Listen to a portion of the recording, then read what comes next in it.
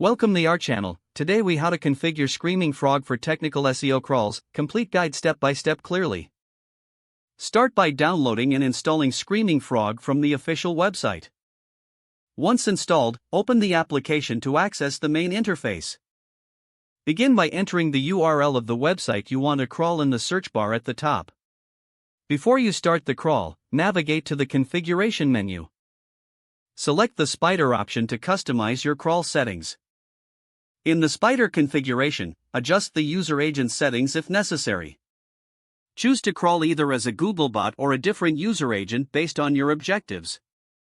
Next, move to the Advanced tab within the spider configuration. Here, enable or disable JavaScript rendering based on whether the site relies heavily on JavaScript. After that, go to the authentication section if your site requires any form of login. Enter the relevant credentials for basic or digest authentication as needed. Once the authentication is set, head over to the Limits section to specify crawl depth and page limits. You can define both the maximum number of pages to crawl and the maximum crawl depth to suit your requirements. Next, return to the main interface and click on the Start button to initiate the crawl.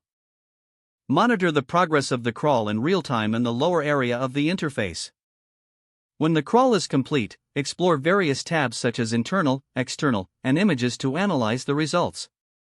Use the filter option to refine data according to specific needs such as broken links, redirects, or response codes.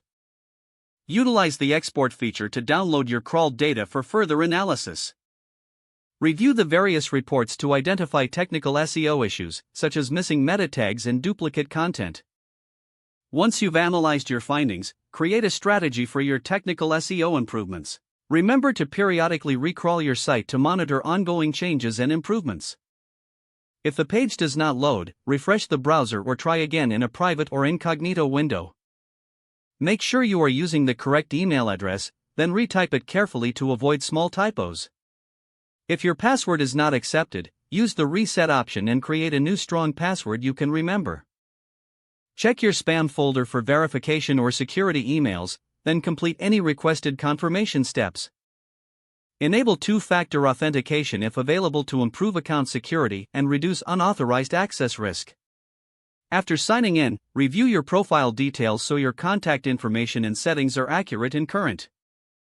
If you see an error message, note it down and try again after restarting your device and internet connection.